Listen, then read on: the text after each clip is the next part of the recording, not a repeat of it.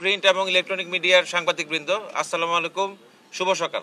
আপনারা সবাই জানেন যে এখন শারদীয় দুর্গোৎসবের সময়। এটি আমাদের বাঙালি সনাতন ধর্মাবলম্বীদের জন্য সবচেয়ে বড় ধর্মীয় উৎসব এবং আচার্যের দিন।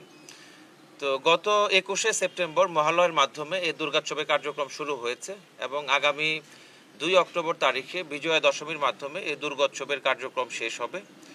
তো এই ধর্মীয় উৎসব যেন আমরা অত্যন্ত আনন্দের সাথে নিরাপত্তার সাথে সম্পন্ন করতে পারি, এটি আমাদের মূল লক্ষ্য।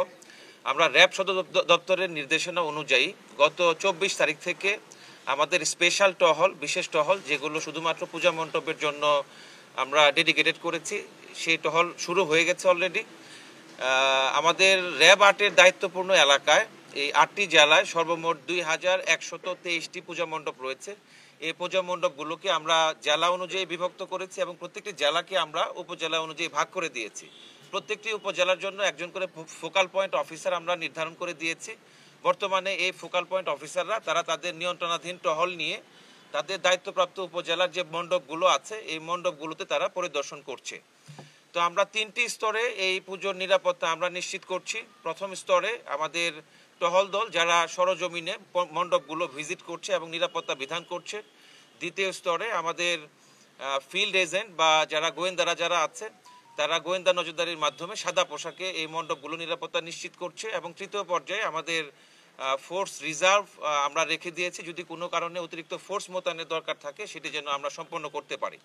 এছাড়াও আমাদের র্যাব সদর দপ্তরে কেন্দ্রীয়ভাবে আমাদের সাইবার মনিটরিং সম্পন্ন করা হচ্ছে। পাশাপাশি আঞ্চলিক পর্যায়ে আমাদের ব্যাটল্যান্ড পর্যায়ে আমরা এই সোশ্যাল মিডিয়াগুলোকে আমরা নজরদারির মধ্যে রেখেছি, যেন এই অনলাইন প্ল্যাটফর্মগুলোকে অ্যানালাইসিস করার মাধ্যমে কোনো একটি থ্রেট সংঘটিত হওয়ার আগেই যেন আমরা আশু ব্যবস্থা গ্রহণ করতে পারি। তো আপনারা জানেন ইতিমধ্যে বিভাগীয় পর্যায়ে, জেলা পর্যায়ে এবং উপজেলা পর্যায়ে বিভিন্ন সমন্বয় মিটিংগুলো সম্পন্ন হয়েছে, নিরাপত্তা মিটিংগুলো হয়ে গেছে। তো আমি আশা পোষণ করছি যে এবার বছরেও ইনশাআল্লাহ আপনাদের সকলের সহযোগিতায় আমাদের এই পূজা আয়োজন কমিটি আছে, স্বেচ্ছাসেবক কমিটি আছে, এছাড়া আমাদের সম্মানিত জনসাধারণ, মিডিয়া এবং আমাদের আইন শৃঙ্খলা রক্ষাকারী বাহিনীর সকলের সমন্বিত প্রচেষ্টার মাধ্যমে আমাদের এই যে শত বছরের ঐতিহ্য, আমরা একটি অসাম্প্রদায়িক বাংলাদেশ, আমাদের ধর্মীয় উৎসবগুলোতে আমরা একত্রে আনন্দের সাথে এই উৎসবগুলো পালন করি। এবার বছরও আমরা নিরাপত্তার সাথে এই বছরের দুর্গা উৎসব আমরা সম্পন্ন করতে পারবো বলে আমি দৃঢ়ভাবে বিশ্বাস করি। আপনাদের সবাইকে ধন্যবাদ। সালামু আলাইকুম।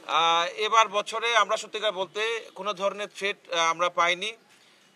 গত পরশুদিনও আমাদের সেনাবাহিনীর এখানে সর্বোচ্চ যারা আছেন তাদের তত্ত্বাবধানে এখানকার রেঞ্জ ডিআইজি এবং মেট্রোপলিটন কমিশনার, সমস্ত গোয়েন্দা সংস্থা সকলের সমন্বয়ে আমাদের কনফারেন্স এবং মিটিং হয়েছে। আমাদের মধ্যেও সবসময় সমন্বয় আছে। তো অদ্যাবধি কোনো ধরনের থ্রেট আমরা এই বরিশাল বিভাগের জন্য আমরা অনুভব করি।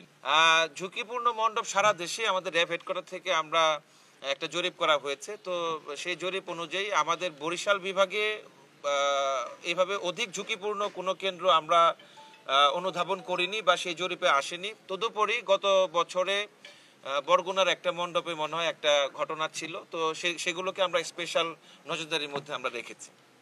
জি, ধন্যবাদ সবাইকে।